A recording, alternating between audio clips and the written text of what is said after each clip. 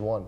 So if I have stuff written down, hey, with 2 outs here, you bared down and you got the last guy. That was a great job. But in the 4th inning, you walked the guy with 2 outs and you ended up scoring. And we can't have that. And you got to bear down in that situation and work really hard and focus and get that last guy. And it's just a teaching tool for me, and it makes it easier for me to communicate with the players and kind of give them tangible evidence and actual game events to help them get better.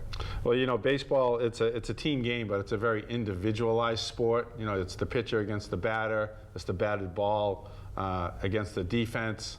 And does keeping notes help you to recall particular situations that, maybe in the first or second inning you think, I got to talk to this guy about this, but then 3 hours later, so much has happened. So is that when you're back in your notebook? You certainly look back to the notebook a lot, and one thing that I do at Merrimack and that I've kind of taken here is, in between innings we try to talk to the guys and establish an approach for that next inning. It's tough when the guy's on the mound to think back and realize, what am I going to do for this hitter, what am I going to do for that hitter. So in between innings we try to sit down and talk and explain, maybe early in the game we had this kid, we went inside with a fastball hard and he missed it or he swung through, but he made an adjustment in his second at bat and he drove the ball to right field or whatever it may be, and we just kind of make those adjustments on the fly and try to do that in between innings. But having the notes certainly helps, and it's kind of keeps me on point and helps me establish an approach for each at bat.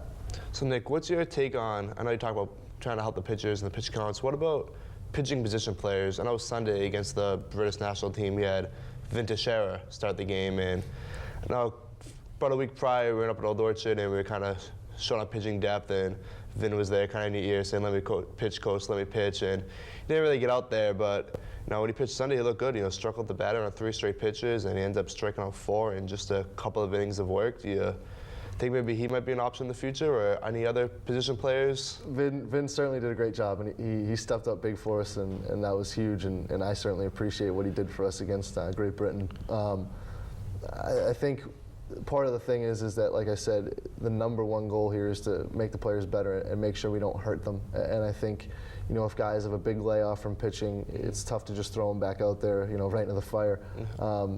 Guys like we've thrown Xander Figueroa, who's primarily an outfielder for us, but he got some innings this year in the spring and the fall for his college at Assumption, so I felt comfortable putting him out there. I knew Vin had thrown in high school. It's something he had told me about, and when the opportunity sprung up, and I talked to my pitching staff, and they kind of expressed to me that they might need the day off and some rest for their arms. I said, all right, well, here's an opportunity for Vin to get some innings, and like I said, he did a great job. He attacked the strike zone. He was keeping the hitters off balance.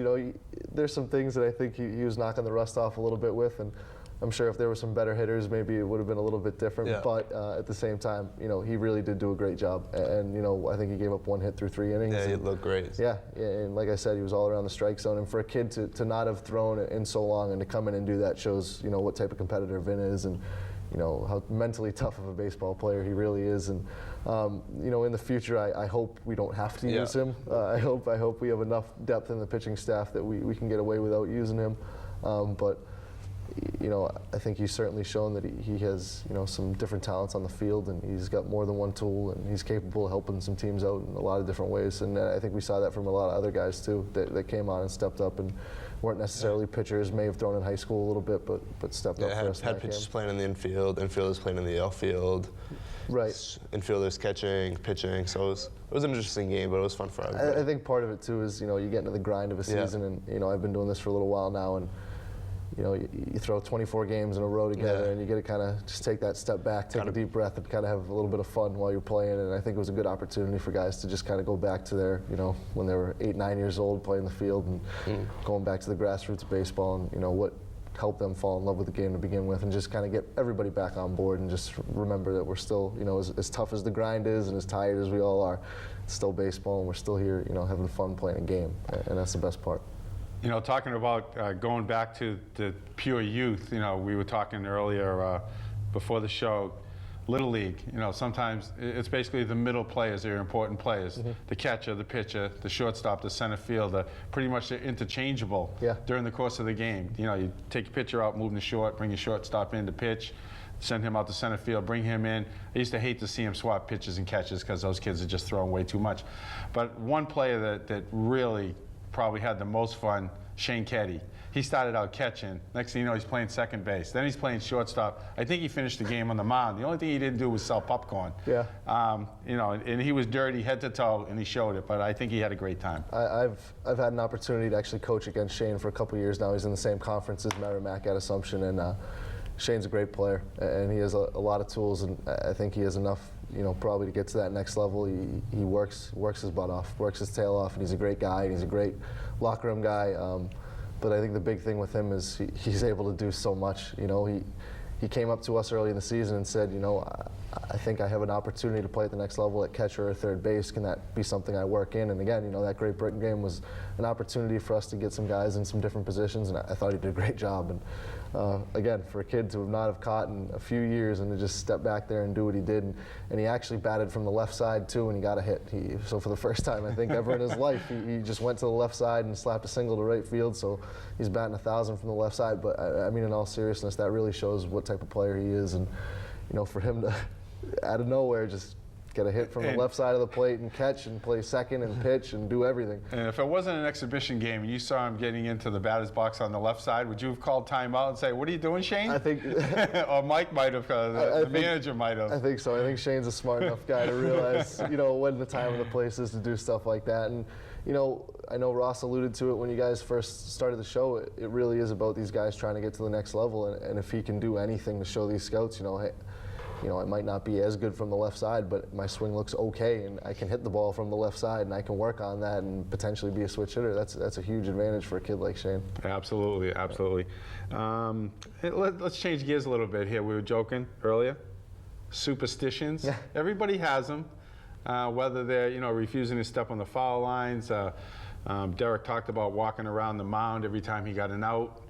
What were your superstitions when you were a player and now as a coach? I'm not a terribly superstitious guy. I had a couple, but I'm a firm believer that, you know, you can't buy into that stuff too much. You got to do it, you know, on the field. But I did have one big one every night before I pitched. I would always have a buffalo chicken wrap from the same place we had. When I went to St. Anselm College, we actually were top in the nation for food. I think second in the nation, and we had great food. And they had this buffalo chicken wrap that was incredible. And every night I would have that right before the game, and that was a big superstition for me. I wouldn't feel the same if I didn't have that. And are we going to see you managing somewhere in the near future? Is that your goal? I would like to. I would like to. You know, I love the college level. I did high school for a bit right out of college, and I've done college now for a while, and I fell in love with it, and I love the college level, and I would love to build my own program one day and establish, you know, a good culture where we're, you know, good student athletes, but, you know, good baseball players too, but, you know, definitely have that successful program of my own one day. Absolutely. Well, Nick, we want to thank you for joining us today. A lot of insight, great answers to some questions that you've probably answered 1,000 times, but it's always good to hear them for the first time, especially for our new fans. No, I appreciate it. Thank you guys for having me. Stick around. Maybe we'll get you back in before we wrap up the segment here, wrap up the show. Awesome. I know we've been doing some trivia, Ross, and we're looking to give away something. What do we got for trivia this week? Yeah, every week we have a trivia question at the end of the show. First person to go to our website, daredawgsball.com, and click on the Outside the Doghouse link and answer the question will win a free pair of tickets. So this week's question is, who got the start against the U23 British national team this past Sunday? So the question is, who got the start against the British national team this past Sunday? Go to our website, www.daredawgsball.com. Click on Outside the Doghouse and fill in a little form. It's just your name, your email address, and your answer. And if you're the first to answer correctly, you'll win a free pair of tickets to our upcoming game. And speaking of upcoming games, what do we have coming up, Ross? We have home games. We have on home Thursday night against Seacoast. We're home Sunday against Old Orchard, and we're home Monday against North Shore. The Thursday and Monday games are both 6:35 starts, and Sunday against Old Orchard, it's a 4:30 start. And once again, we have a baseball camp coming up. Particulars about that? We do. We that other camp we have coming up next week, it's July 9th, 11th, and 13th. Sign up your kids. We've had one last week. It ran very well. The kids had a great time. They all came back, came to our games this past week, and were involved in promotions. And players are great. You know, players remember them, and you know, smile on the kids' faces. They had a great time. It's Monday, Wednesday, Friday, July 9th, 11th, and 13th. It's $25 for a day or $60 for the week. And kids have a great time. We have 3 players, position player, infielders, outfielders, pitcher, out there teaching the kids all the fundamentals of the game, and the kids really enjoy it. And team store. I know we have a lot of merchandise for sale at the game. We have a souvenir merchandise tent, but can that also be purchased online, or do they have to come to the games? No, you can purchase online. We actually just got a new hat in. We have a new snapback hat. Watches Dirt Dogs in the front. You got a mascot Digger on the side, and it's a snapback. It's a new popular hat. It's been one of our most popular items since they came in this past week. So you can purchase online, get down to the field, get this hat or any of our other hats. We have pennants, mini bats. So if at the game, you can purchase things there, or you can purchase them online. And Nick, seeing you're still sitting here with us, I'm going to ask you one more question I wanted to get to. Personal highs and lows. You ever play in a World Series, College World Series, MVPs, anything in Europe? Personal high probably for me, I got an opportunity real young at St. A's to compete in some conference tournaments, and there's nothing like it. Nothing like playing in the playoffs. It's one of the best feelings in the world. Awesome. Well, maybe you'd be able to take a team to the College World Series as a manager someday. I know so. Building your own program is big. That's all Mike talks about. You know, he's a first-year coach in Michigan, bringing in his own kids. I'm sure that's something you'd like to work towards and to achieve. Absolutely, definitely. I think that's a big part of it. Yep. All right, we want to thank you, Nick. Good luck the rest of the season. Thanks for joining us. Thank you guys for having me. You know, just keep looking for those pitches. We know 24 games in 24 days, 56 games in 64 days. A lot of pressure, but I'm sure you'll get through it, and you might find a budding superstar somewhere. Hope so.